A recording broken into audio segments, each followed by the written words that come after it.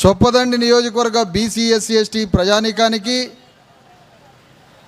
గంగాధర ఈ పట్టణ ప్రజలకు,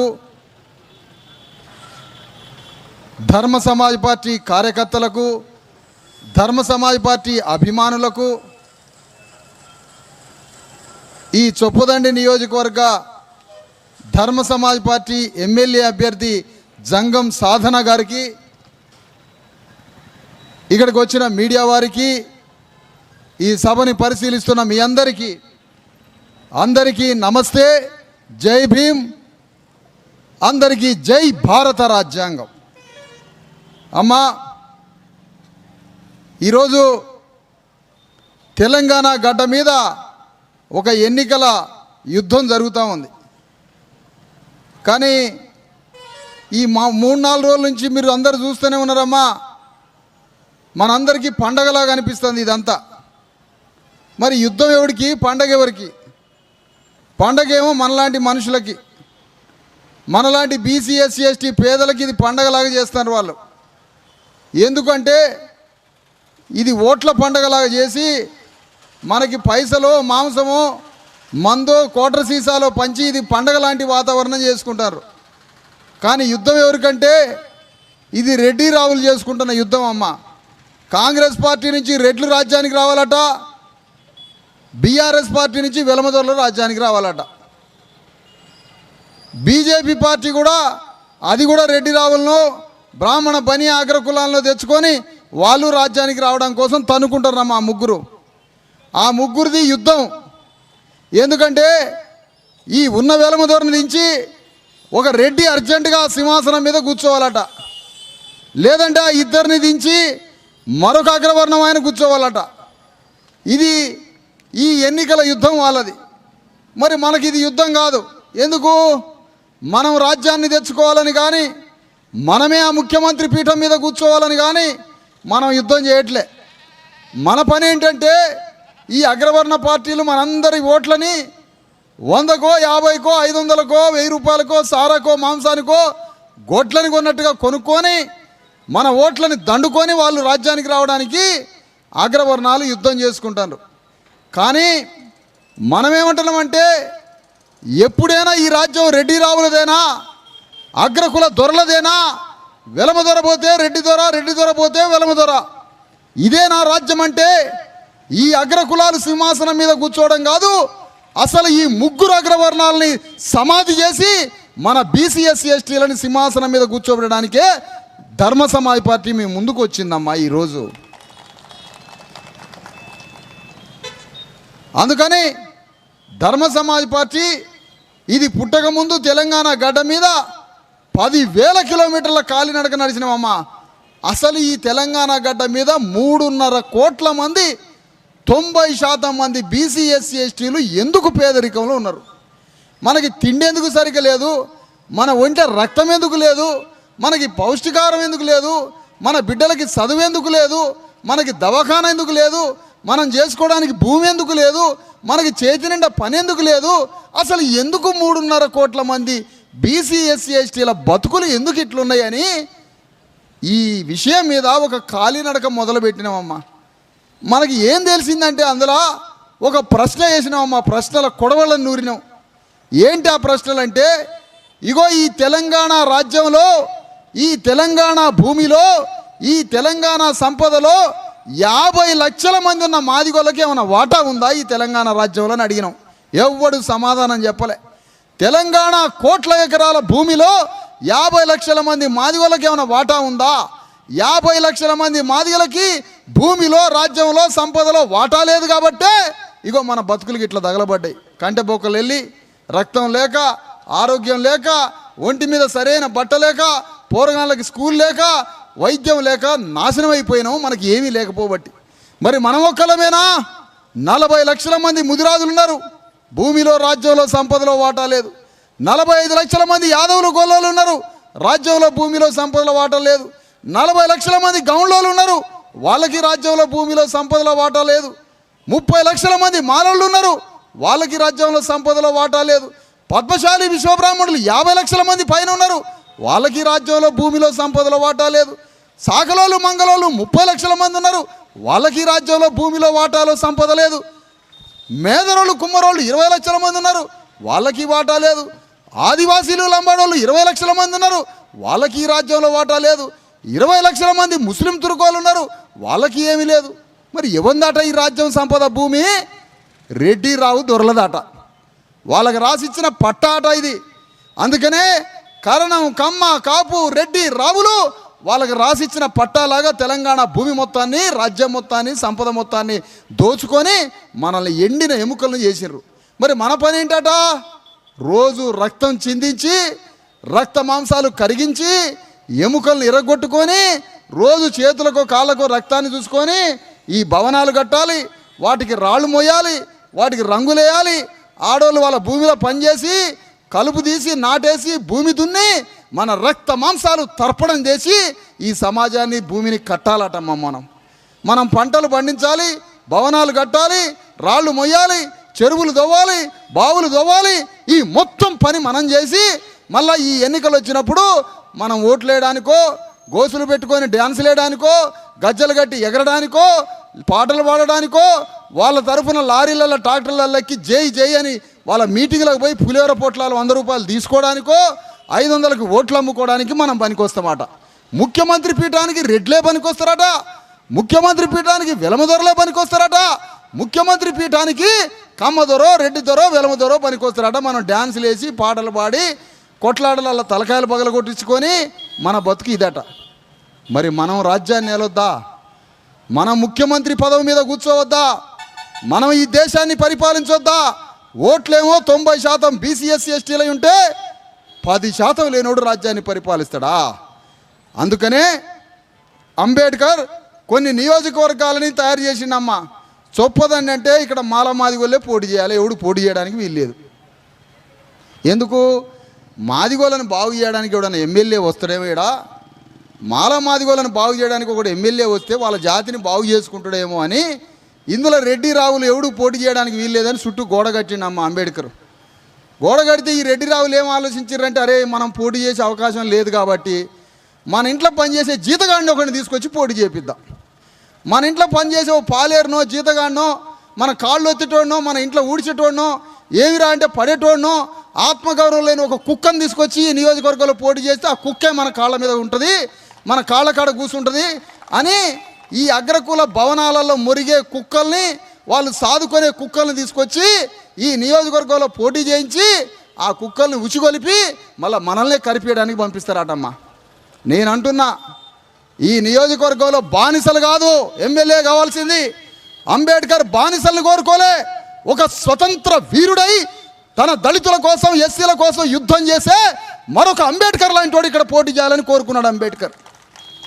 కానీ ఈ దొంగలు, ఈ దొంగ అగ్రకుల పార్టీలు వాళ్ళ ఇళ్లలో పనిచేసే బానిసల్ని, చెంచాలని, బ్రోకర్లని, దళారులని, వాళ్ళ కాళ్ళని ఒత్తే, వాళ్ళ ఇంట్లో ఊడిసే, వాళ్ళు తిన్న ప్లేట్లు కడిగే ఒక బానిసల్ని, జీతగాళ్ళని, పాలేర్లను తీసుకొచ్చి ఈ చొప్పదంలో పోటీ చేయించి మన ఎస్సీల నోట్లో మన్ను కొడతారన్నమ్మా ఈ అగ్రకుల పార్టీలు.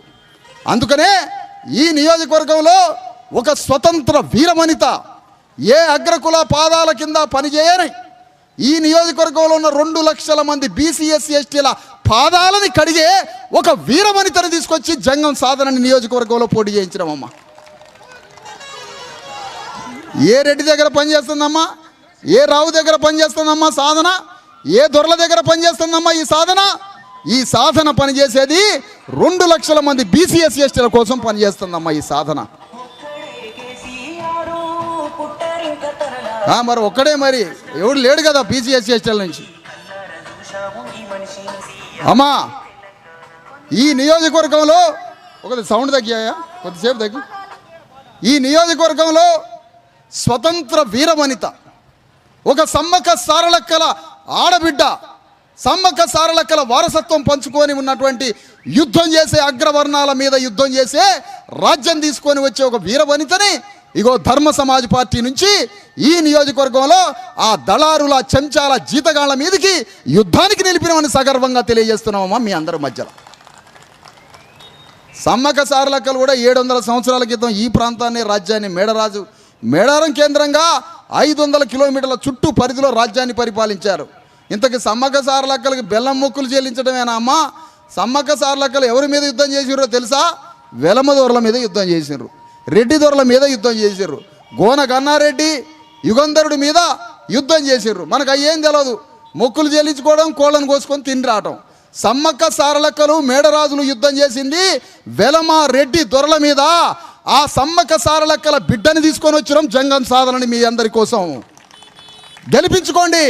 మళ్ళా రెడ్డి రావుల మీద యుద్ధం చేసి మన రాజ్యాన్ని తెచ్చుకోవడానికే ఈ ఎన్నికల్లో నిలబెట్టినామని సగర్వంగా చెప్తున్నామమ్మా మీ అందరికీ. ఈ యొక్క నియోజకవర్గమే కాదు తల్లి, తెలంగాణ గడ్డ మీద 101 అసెంబ్లీలు, ఒక్క అసెంబ్లీ కాదమ్మా, 101 అసెంబ్లీలలో కడుపేదలైనటువంటి అభ్యర్థులను తీసుకొచ్చి ఎన్నికల్లో నిలబెట్టినాం. రెడ్డి రావు దొరల గుండెల మీద ఢీకొనడానికి 101 మంది పేదోళ్ళని ఎమ్మెల్యేలుగా పోటీ చేపిస్తున్నామని సగర్వంగా తెలియజేస్తున్నామమ్మా మీ అందరి మధ్య. పేదవాళ్ళు వద్దా? ధర్మం నశించిపోయింది, నీతి లేదు, న్యాయం లేదని మనమే మాట్లాడతాం. ఇగో తీసుకొచ్చినాం ధర్మ సమాజ్ పార్టీ. నీతి, న్యాయం, ధర్మం, సత్యాన్ని నిలబెట్టడానికి ధర్మ సమాజ్ పార్టీ అభ్యర్థిని తీసుకొని వచ్చినామమ్మా మీ అందరి ముందుకి. ఈ తెలంగాణ గడ్డ మీద తెలంగాణ రాజ్యాన్ని కొద్దిగా ఒక మెట్టు దిగమ్మా, నాకు చేతులు ఫ్రీగా ఉంటాయి. తెలంగాణ రాజ్యంలో అమ్మా ధర్మ సమాజ్ పార్టీ ఇన్ని ప్రశ్నలు వేసుకుంటూ పోయింది తెలంగాణ గడ్డ మీద. ఏమయ్యా మా వాటా ఎంత అంటే ఎవడు చెప్పట్లే. మాదిగోళ్ళ వాటా ఎంత, మాలోళ్ళ వాటా ఎంత, ముదిరాజులు, కుమ్మరోళ్ళు, సాగలోళ్ళు, ఇట్లా అన్ని కులాలను అడుక్కుంటూ వచ్చినామమ్మా. మన వాటా చెప్పరాట. కానీ భారత ప్రజాస్వామ్యం ఇది. స్వాతంత్రం వచ్చింది, గణతంత్ర రాజ్యము. గణము అంటే లెక్క పెట్టడం. గణం అంటే అర్థం కాని పదం కాదు తల్లి, గణం అంటే లెక్క పెట్టడం. మరి గణతంత్ర దేశం అంటే ఈ దేశం పేరు గణతంత్ర దేశం. అంటే ఎన్ని తలకాయలు ఉన్నాయో అన్ని తలకాయలకు వాటా పెట్టవని ఉంది. మన ఇంట్లో గొడవలకేమో సెంటు భూమి తేడా వస్తే అన్నదమ్ములం తలకాయలు పగల కొట్టుకుంటాం, కుంట జాగ తేడా వస్తే తలకాయలు పగల కొట్టుకుంటాం. కానీ దేశాన్ని రాసిచ్చిండుగా అమ్మ అంబేద్కర్ మన తలకాయలన్నిటికీ. ఇందులో మన వాటా ఎంత ఉందని అడుగుతున్నాను నేను. దేశాన్నే రాయించిండు కదమ్మా మనకి, 150 కోట్ల మందికి దేశాన్ని రాయించాడు కదా అంబేద్కర్. ఈ భూమిలో తెలంగాణ గడ్డ మీద మన వాటా ఎంత ఉంది అని అడుగుతున్నా. ప్రతి తలకి సమానమైన వాటా ఉందని చెప్పిండు అంబేద్కర్. మరి ఎంత వాటా ఉందమ్మా నీకు? నీకు వాటా ఉంటే నీ బట్ట ఎందుకు అట్లుంటుంది?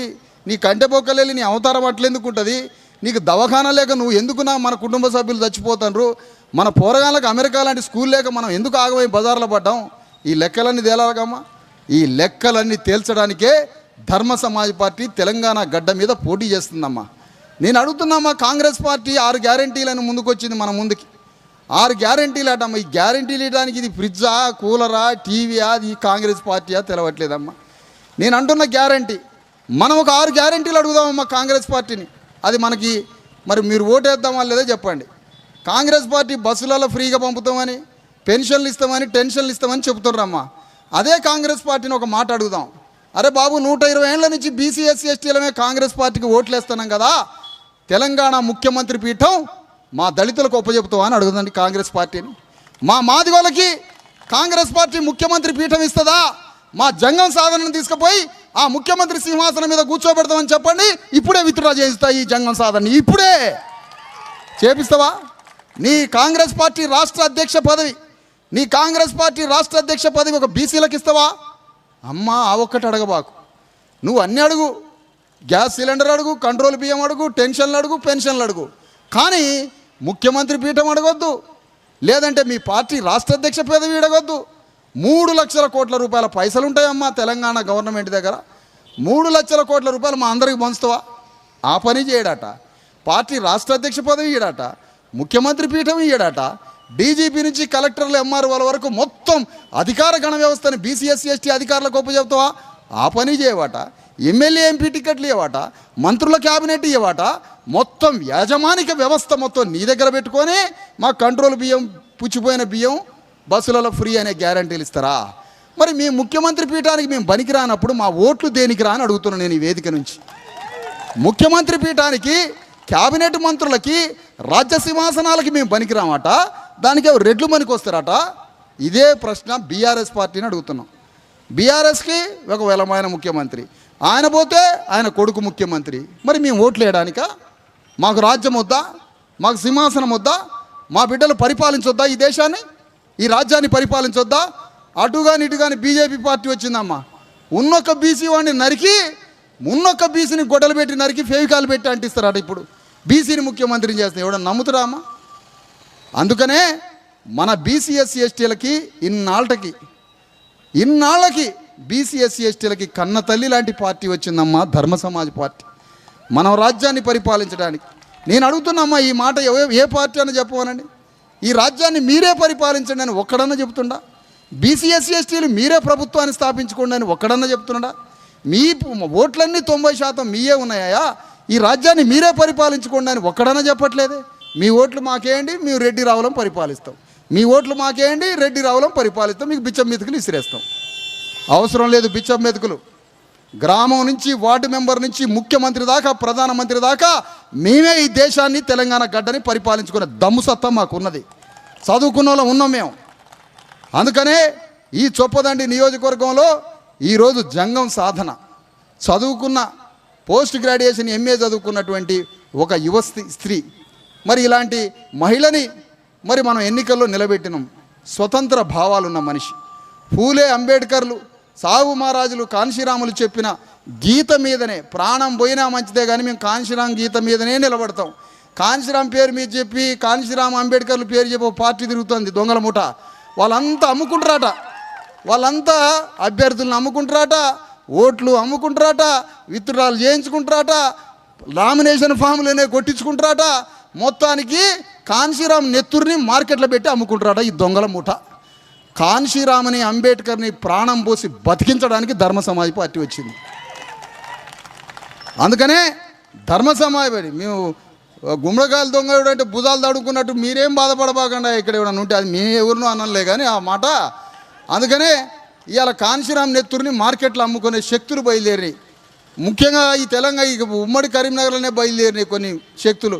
నడి బజార్ల కాన్షీరామ్ నెత్తుర్ని అంబేద్కర్ రక్తాన్ని అమ్ముకొని తిరిగే మార్కెట్ చేస్తున్నారమ్మా. కానీ ఏదైనా సత్యాన్ని యుద్ధంలో నింపనప్పుడు, ప్రశ్నించినప్పుడు ఎప్పుడైనా దొంగలు తిరుగుతూనే ఉంటారు. తప్పు మనదే. సత్యము న్యాయము ధర్మము ఇంట్లో కూర్చుంటే దొంగల రాజ్యాన్ని వెళ్తారు. ఎప్పుడైతే సత్యము ధర్మము న్యాయం మైదానంలోకి వచ్చి యుద్ధం చేస్తుందో అప్పుడు ఈ దొంగలు ఇళ్లలో పోయి దాక్కుంటారమ్మా, బయటికి రాకుండా.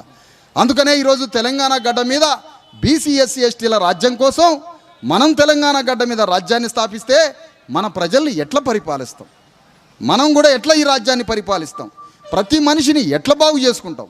మన దగ్గర కూడా ఒక ప్రణాళిక ఉందమ్మా. 100 అంశాలు రాసినామమ్మా తెలంగాణని ఎట్లా బాగు చేసుకోవాలం. 3.5 కోట్ల మంది ఉన్నారమ్మా తెలంగాణలో బీసీ ఎస్సీ ఎస్టీలు. మామూలుగా లేరమ్మా. 3.5 కోట్ల మంది ఉన్నామమ్మా. ఇజ్రాయెల్ కన్నా 20 రెట్లు పెద్దదమ్మా. భూభాగంలో పెద్దదే, వైశాల్యంలో పెద్దదే, జనంలో పెద్దదే. మరి ఇంత పెద్ద దేశంలో, తెలంగాణ దేశంలో మన బీసీ ఎస్సీ ఎస్టీలు 3.5 కోట్ల మంది ఉన్నారు. మనం ఎట్లా బాగు చేసుకుందాం? ముందు మన రాజ్యం వస్తే, మన ప్రభుత్వం వస్తే, తెలంగాణ గడ్డ మీద మన ప్రభుత్వం వస్తే మీరు ఎట్లా పరిపాలించుకుంటారు? మీకు రాసే శక్తి ఉన్నదా? మీరు జనాన్ని బాగు చేసే శక్తి ఉందా అంటాడు ఒకడు నా దగ్గరకు వచ్చి. మాకు జ్ఞానం లేకనే 150 కోట్ల మందికి భారత రాజ్యాంగం రాసియలేదా? జ్ఞానం లేదా మాకు? ఇక 3.5 కోట్ల మందిని బాగు చేయడం రాదమ్మా మాకు? 3.5 కోట్ల మందిని ఎట్లా బాగు చేసుకుంటామంటే ముందు బీసీ ఎస్సీ ఎస్టీల వర్గానికి సంబంధించిన వ్యక్తిని ఫస్ట్ ముఖ్యమంత్రి పీఠం మీద కూర్చోబెడతామమ్మా. మనోడిని ముఖ్యమంత్రి పీఠం మీద కూర్చోబెడతాం, కషాయోడిని కూర్చోబెట్టాం. ముఖ్యమంత్రి పీఠం మీద మనోడినే కూర్చోబెడతాం. మనోడిని ముఖ్యమంత్రి పీఠం మీద కూర్చోబెట్టి అతనితో పరిపాలిస్తాం. ముఖ్యమంత్రి దగ్గర ఎన్ని డబ్బులు ఉంటాయి? పైసలు 3.5 లక్షల కోట్ల రూపాయల పైసలు ఉంటాయమ్మా ముఖ్యమంత్రి దగ్గర. ఒక్క రూపాయి కాదు తల్లి, 3 లక్షల కోట్ల రూపాయల పైసలు ఉంటాయి. ఆ 3 లక్షల కోట్ల రూపాయల్ని ముందు 1 లక్ష కోట్ల సంచి పక్కన పెడతామమ్మా. ఫస్ట్ ఆ 1 లక్ష కోట్లల్లో మళ్ళీ అందులో ఒక 33,000 కోట్ల సంచి ఒకటి పక్కన పెడతాం. అట్లా 3 సంచులు తయారు చేస్తాం 1 లక్ష కోట్లనే. ఆ 33,000 కోట్ల రూపాయల పైసలతో తెలంగాణ గడ్డ మీద ఉన్న 10,000 గ్రామాలల్లో ప్రతి గ్రామంలో మన పోరగాళ్ళ కోసం అమెరికా లాంటి స్కూల్ కట్టిస్తామమ్మా. ఫస్ట్ చదువు కావాలా. ఎందుకంటే మా ఎముకలు ఇరగొట్టుకొని రక్త మాంసాలు కరగదీసి 2000 సంవత్సరాలలో వాని భూముల పనిచేసి వాని భవనాలు కట్టి చెరువులు దోవి బావులు దోవి రక్తం చిందించిన దేశం కోసం. చదువు లేదు మాకు. మా బిడ్డలన్నా గొప్పగా చదువుకుంటారేమో అని బిడ్డలకి స్కూల్ కట్టిస్తాం, అమెరికా లాంటి స్కూల్ అమ్మ. ఎల్కేజీలో చేర్పించే బాధ్యత మీది, ఆ పొరగాడిని ఉద్యోగస్తుడు చేసే బాధ్యత మాదమ్మ. వాగ్దానం చేస్తున్నాం ఇక్కడి నుంచి. ఆంధ్ర పడేయండి అమ్మ బళ్ళే. ప్రతి నెల మార్కులు ఒకటే కాదమ్మా, పిల్లగాడి నెత్తురు ఎంత ఉన్నది, ప్రోటీన్ ఎంత ఉంది, కాల్షియం ఎంత ఉంది, పిల్లగాడు బరువు ఉన్నాడా చిన్నగా ఉన్నాడా అని లెక్కలతోటి సహా చెప్తామమ్మా. ప్రతి నెల ఆరోగ్యాన్ని బాగు చేసుకుంటూ పిల్లగాడిని చదివించుకుంటూ ఉద్యోగం వచ్చిందాక పిల్లగాడిని చదివించే పని పెట్టుకుంటుందమ్మా ప్రభుత్వం. ప్రభుత్వమే తల్లిదండ్రుల పాత్ర పోషిస్తుందమ్మా బిడ్డల పట్ల. అంబేద్కర్ రాజ్యం అంటే, ఫూలే రాజ్యం అంటే అట్లా ఉంటుంది. అలాంటి రాజ్యాన్ని తీసుకొని వచ్చినాం. అలాంటి ప్రభుత్వానికి ఇగో 3.5 లక్షల కోట్లల్లా 33,000 కోట్ల రూపాయలని మన చదువుల కోసం, ఇంకో 33,000 కోట్ల రూపాయలు పెట్టి 10,000 గ్రామాలలో దవాఖానాలు కట్టించుకుంటామమ్మా. దవాఖానాలు ఎందుకంటే 120 సంవత్సరాలు మనం ఆరోగ్యంగా బతకాల్సిన వాళ్ళం 30 ఏళ్ళకే చచ్చిపోతున్నామమ్మా. ఒక ఆయన తాగి చచ్చిపోతాడు, ఒక ఆయన కార్జం పగిలి చచ్చిపోతాడు, కిడ్నీలు బాగాలేక చచ్చిపోతాడు, ఊపిరితిత్తులు బాగాలేక చచ్చిపోతాడు, చలిపెట్టి చచ్చిండట ఒకడు. ఇది రాజ్యం. చలిపెట్టి చస్తాడట, జ్వరం వచ్చి చస్తాడట. జ్వరం వచ్చి చస్తాడమ్మ ఎవడన్నా ఏ ప్రపంచంలో ఏడన్నా ఉందా? జ్వరం వచ్చి సావడం, ఎండగొట్టి సావడం, చలిపెట్టి సావడం, ఇదే రాజ్యం బతుకు. చలికి జ్వరానికి ఎండకు చేస్తారామో మనుషులు. మనుషుల మీద తల్లి లాంటి ప్రేమ ఉంటే, మనుషుల మీద ప్రభుత్వానికి తల్లి లాంటి ప్రేమ ఉంటే చలికి ఎండకి వానకు చేస్తారమ్మా ఎక్కడన్నా? మనుషుల్ని బతికించుకోవాలని గుండెల ప్రేమ ఉంటే ఎవడు సావడు. 120 ఏళ్ళు బతికిస్తాం. 10,000 గ్రామాలల్లో అత్యాధునికమైన దవాఖానలు కట్టుకొని అందులోనే ఆడవాళ్ళకు ఒక డాక్టరు, ప్రతి 1000 కుటుంబాలకు ఒక హాస్పిటల్ ఉండాలని లెక్క ఉన్నదమ్మా. 1000 కుటుంబాలంటే 4,000 మంది జనం. 500 మంది ఉన్నా కూడా హాస్పిటల్ ఉండాలట. వేరే దేశాల్లో 200 కొంపు ఉంటే ఒక హాస్పిటల్ ఉందమ్మా. ఆ దేశాల్లో ఆడవాళ్ళకు ఒక డాక్టర్, గైనకాలజీ, చిన్నపిల్లలకు ఒక డాక్టరు, ఫిజిషియన్ డాక్టరు, రక్త పరీక్షలు, అక్కడే పౌష్టికాహారం, అక్కడే సర్జరీ, ఇన్ని చేసే హాస్పిటల్ 500 ఏళ్ళకు ఒక హాస్పిటల్ ఉంటుందట. నేను కాటారం పోయి వచ్చినమ్మా. 100-150 కిలోమీటర్ల అడవిలో ఉంటే కడపల నొప్పి లేస్తే ఎంజీఎం హాస్పిటల్కి పోవాలట. కడపల నొప్పి లేస్తే అంటే వాడు మధ్యలోనే చావాలా. ఇదే బ్రతుకు. మరి ఆ కాటారం అడవుల నుంచి ప్రధానమంత్రి అయింది ఒక ఆయన పివి నరసింహరావు. అదే ప్రధానమంత్రి అయిన పివి నరసింహరావుతో ముందు ముఖ్యమంత్రి అయింది ఈ కాటారం అడవుల నుంచి. అదే అడవుల నుంచి ఒక ఆయన స్పీకర్ అయిండు. అదే అడవుల నుంచి ఒక ఆయన మంత్రి అయిండు. మరి ఏ ఊళ్ళో దవాఖాన లేదు, ఏ ఊర్లో పోరగాళ్ళకి స్కూల్ లేదు అంటే మీ దొంగల రాజ్యం, మీ అగ్రకులాల రాజ్యం కోసం మా ఓట్లని బలి తీసుకొని ఎన్నికలప్పుడు 150 ఇసిరి కొడితే మేము ఇట్లా బతుకుతామని మీరు రాజ్యాన్ని వెళ్తారా? మరి ఈ నియోజకవర్గంలో ఏం చచ్చింది? ఇక్కడ కూడా అదే పరిస్థితి. అందుకనే మన రాజ్యంలో 10,000 గ్రామాల్లో ప్రతి సంవత్సరం 33,000 కోట్లమ్మా చదువుకి. ఒక సంవత్సరం కాదు తల్లి, ప్రతి సంవత్సరం 33,000 కోట్లతోటి స్కూల్స్, బళ్ళు, ప్రతి సంవత్సరం 33,000 కోట్లతో హాస్పిటల్స్, ప్రతి సంవత్సరం 33,000 కోట్లతో అందరి చేతి నిండా పని కల్పిస్తామమ్మా గౌరవంగా. అంటే ఇక్కడికే 3 అయినాయా? పోరగాళ్ళకి చదువు సగం పని అయిందా?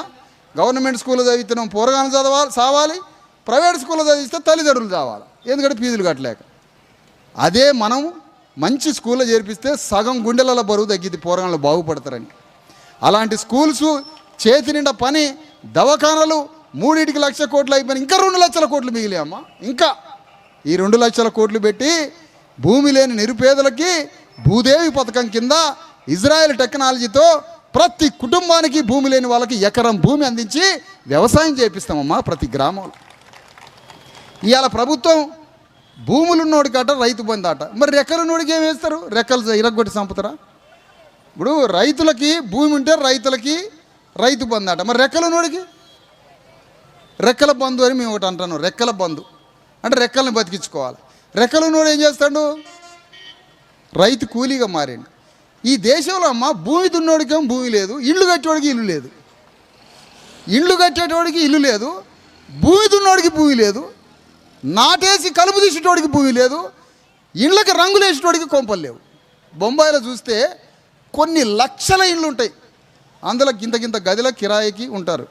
వాళ్ళందరి పని ఏంటంటే బొంబాయిలో ఇళ్ళు కట్టనమాట. బొంబాయి మొత్తాన్ని ఇళ్ళు కట్టేటోడికి ఇల్లు ఉండదు. ఒక గ్రామం పోదాం, మీరంతా ఏం చేస్తారంటే భూమిలో కూలి పని చేస్తామంటారు. కూలి పని చేసేటోడికి భూమి లేదు. ఇది ఈ దేశం యొక్క దౌర్భాగ్యం. తూ అని వస్తుడు ఎవడైనా ఊయాలి. అసలు ఈ రాజ్యాల మీద ఊయాల రోజు ఒకడు. వేరే దేశాలను పిలిపించి వాళ్ళ ముందు ఉయ్యాల ఈ దేశం మీద, ఈ రాష్ట్రం మీద, ఈ రాజ్య ప్రభుత్వం మీద. ఇది ఆ దేశం. భూమి దున్నోడికి, కూలి పని చేసేటోడికి, నాట్లు వేసేటోడికి, కలుపు దున్నోడికి, కలుపు తీసేటోడికి, భూమి దున్నోడికి భూమి ఉండదా? ఇల్లు కట్టేటోడికి ఇల్లు ఉండదా? ఇంత దౌర్భాగ్యమా? దేశానికి రక్తం చిందించేటోడికి హాస్పిటల్ ఉండదా? దేశానికి రక్తం తీయించి సేవ చేసేటోడికి పోరాళ్ళకి స్కూల్ ఉండదా? ఇంతమంది ఆ జనం, ఇంతమంది ఎవరిని చూసినా ఇదే అమాయకత్వం, పేదరికం. అందుకనే అమ్మ రెక్కల బంధు, భూమి బంధు, రైతు బంధులాగా రెక్కల బంధు. ఈ రెక్కల బంధు ఏంటంటే కూలీనాలు చేసే రైతు కూలీలకి, చిన్న సన్నకారు రైతులకి, కౌలు రైతులకి ప్రతి నెల 1వ తారీఖు టెన్షన్గా 5,000 రూపాయల జీతాలు వచ్చి పడతాయమ్మ ప్రతి ఒక్కరికి మన రాజ్యం వస్తే. అందుకని మన రాజ్యాన్ని ఏర్పాటు చేసుకోవాలి. మన రాజ్యంలో అమ్మ ఎస్సీ ఎస్టీలకి ప్రత్యేక పోలీస్ స్టేషన్. మనల్ని ఎవడైనా కొట్టినా తిట్టినా మనం పోయి పోలీస్ స్టేషన్ చెప్పుకుంటే ఆ పోలీసుడు ఉల్టా కొడతాడమ్మ మనల్ని. అదే మనకు ప్రత్యేకంగా పోలీస్ స్టేషన్ ఉంటే వాడిని పెడరెక్కలు పెట్టి ఇడుచుకొని వస్తారమ్మ దాంట్లోకి మనల్ని ఎవడన్నా అంటే. అట్లనే బీసీలకు కూడా ఒక చట్టం, ఎస్సీ ఎస్టీలకి చట్టం లాగానే బీసీలకు కూడా ఒక చట్టం. అట్లా మనకే కాకుండా ఇదే కాకుండా అమ్మా బీసీ ఎస్సీ ఎస్టీలు ఎవరు బిజినెస్ చేసుకోవాలనుకున్నా తెలంగాణ రాష్ట్రం మొత్తంలో 1,00,000 షాపులు కట్టిస్తామమ్మా. ఆడొక 1000, ఆడొక 2,000, ఆడొక 3,000, ఆడొక 5,000 పెద్ద కాంప్లెక్స్లు కట్టించి బిజినెస్ కాంప్లెక్స్లు. ఆ కాంప్లెక్స్లల్లో మొత్తం ఎస్సీ ఎస్టీ బీసీలు వ్యాపారం చేసుకోవడానికి, బిజినెస్ చేసుకోవడానికి నేను బిజినెస్ చేస్తా అన్న ఎవరైనా ఒక కాగితం పెట్టుకొని షాప్ తీసుకోవచ్చు, బిజినెస్ చేసుకోవచ్చు అమ్మా. అలాంటి షాప్స్ కట్టిస్తాం. మనం వ్యాపారం చేద్దామా? వస్తువులు అమ్ముకోవాలన్నా మనమే, వస్తువులు కొనుక్కోవాలన్నా మన దగ్గరే. మన పైసలు అగ్రకులాలకు పోయేది లేదు. 1,00,000 కోట్ల రూపాయల చికెన్ అమ్ముతారు తెలుసా అమ్మ? కమ్మోళ్ళు, రెడ్డోళ్ళు, వెలమదొరలు 1,00,000 కోట్ల రూపాయల చికెన్ అమ్ముతారట ప్రతి సంవత్సరం. ఆ చికెన్ మనం అమ్మొద్దా? ఆ పైసలు మన దగ్గర ఉండొద్దా? రెడ్డి, వెలమ, కమ్మోళ్ళు కలిసా 1,00,000 కోట్ల రూపాయల చికెన్ గుడ్లు వ్యాపారం చేస్తారమ్మా. ఆ బిజినెస్ మనం చేస్తే ఆ పైసలు మన దగ్గరే ఉంటాయి కదా. అట్లాంటి ఆలోచన చేస్తాం మన రాజ్యం వస్తే. అదే రెడ్డి రావులకు మనం టికెట్లు ఇచ్చి మన దాంట్లో పార్టీలో పెట్టినాం అనుకోండి, వాడు మనల్ని మింగేస్తాడు. కాన్షీరాము అంబేద్కర్ పేర్లు చెప్పి 1,000 కోట్ల రూపాయల రెడ్డి రావులకు టికెట్లు ఇస్తారట, కాన్షీరాము అంబేద్కర్ పేర్లు చెప్పి. ఇది మన దౌర్భాగ్యమైన పరిస్థితి. అందుకనే అమ్మా ఈ ఎన్నికల్లో, ఈ యుద్ధంలో ప్రైవేట్ కంపెనీలలో రిజర్వేషన్లు కావాలమ్మా. ఆడ చూసినా హైదరాబాద్ చుట్టుపక్కల ప్రైవేట్ కంపెనీలు ఉంటాయి.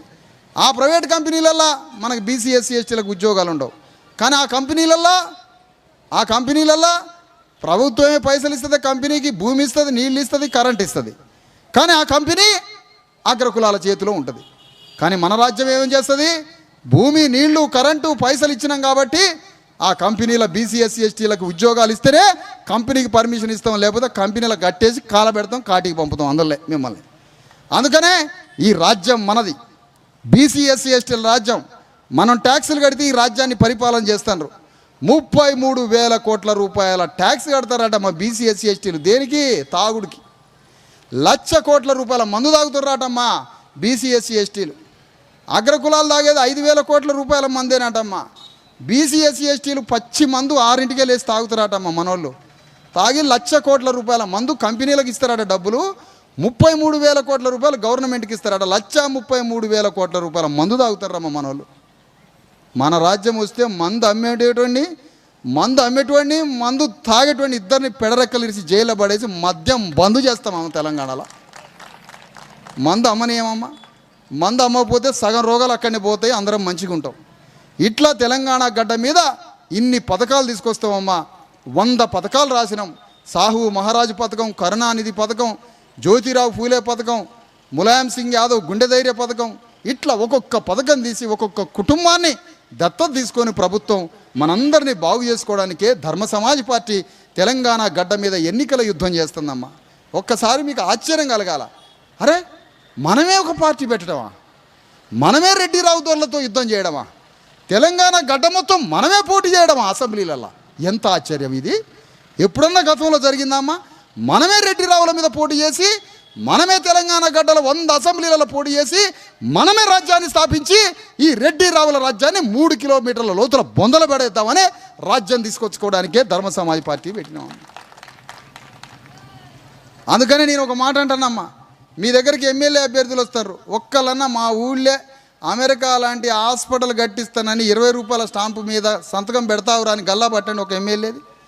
2 లక్షల మందికి మేము స్టాంపు కాగితాలు రాయించడానికి ఈగో సాధనం తీసుకొని వచ్చినమ్మా. మీరు కాగితాలు తీసుకురాని మేము సంతకాలు పెడతాం. మరి ఈ పని వేరే ఎమ్మెల్యేలు పోటీ చేసేటోళ్ళు అడుగుతారా? మీరు అడుగుతారా? క్వార్టర్ సీసా అడగని వాళ్ళు వాళ్ళని గల్లా బట్టి అడగొచ్చు. 500 రూపాయలు 1000 రూపాయలు అడుక్కోని వాళ్ళు వాళ్ళని గల్లా బట్టి అడగొచ్చు. మళ్ళీ అదే వాళ్ళ దగ్గర 1000-500 మాసమో సారో అడుక్కున్నాం అనుకో, గల్లా పడతాం, వాళ్ళది పట్టలేము. అందుకనే 2 లక్షల మంది ఓటర్లు పోటీ చేసే ఎమ్మెల్యే అభ్యర్థుల్ని గల్లా బట్టి ఈడ్చుకొచ్చి కట్టేసి, మా ఊళ్ళో దవాఖాన లేదురా, మా ఊళ్ళో హాస్పిటల్ లేదు, మా చేతి నిండా పని లేదు, ఇగో మమ్మల్ని రక్షించడానికి నువ్వు ఈ 3 తీసుకొస్తానని 20 రూపాయల స్టాంపు మీద సంతకం పెట్టు, పార్టీ మారనని కూడా సంతకం పెట్టు, అట్లయితే ఓట్లేస్తామని ఒక్కళ్ళని అడిగిర్రు రామా ఎవడన్నా? ఎందుకు అడుగుతాం? ఇచ్చిర్రా, మా ఇంటికి ఇచ్చిర్రా 5000, వాళ్ళ ఇంట్లో ఇచ్చిర్రాడుగా 5000 3000, మా ఇంట్లో 4 ఉన్నాయి 5 ఉన్నాయి, అమ్మండి మొత్తం అంబేద్కర్ని అమ్మండి నడి బజార్లో పెట్టి. అంబేద్కర్ మనకిచ్చింది ఓటనే గండ్రగొడ్డలు ఇచ్చిండమ్మా మన చేతికి, ఓటనే గండ్రగొడ్డలు ఇచ్చిండమ్మా మన చేతికి అంబేద్కర్. ఆ గండ్రగొడ్డలతో ఈ రెడ్డి రావుల రాజ్యం మీద యుద్ధం చేసి మీ రాజ్యాన్ని తెచ్చుకోండి అని ఎంత పేదవాడివైనా, బీసీలైనా ఎస్సీలైనా ఎస్టీలైనా, పైసలున్నా లేకపోయినా, భూమి ఉన్నా లేకపోయినా, చదువు ఉన్నా లేకపోయినా, అయ్యా 2000 సంవత్సరాల నుంచి మీరు దుఃఖపడ్డరు, కన్నీళ్లు గారినాయి, మీకు భూమి లేదు, రాజ్యం లేదు, సంపద లేదు, అందరం చచ్చిపోయి అవమానాల పాలైనాం, మీ చేతుల రాజ్యానికి తెచ్చుకోవడానికి ఓటనే గండ్రగొడ్డలు పెడుతున్నా, దాంతో యుద్ధం చేసి రాజ్యం తెచ్చుకోమని మనందరి చేతుల గండ్రగొడ్డలు పెడితే, ఆ ఓటనే గండ్రగొడ్డల్ని కోటర్ సీసాకు అమ్ముకుంటే సిగ్గు శరం ఉందా అంటున్నా, మనకి సిగ్గు శరం ఉందా అంటున్నా. కొనుక్కొనేవాడికి లేదు, ఓటు అమ్ముకునేవాడికి మీకు సిగ్గు శరం ఉందా అంటున్నా నేను. ఆ సిగ్గు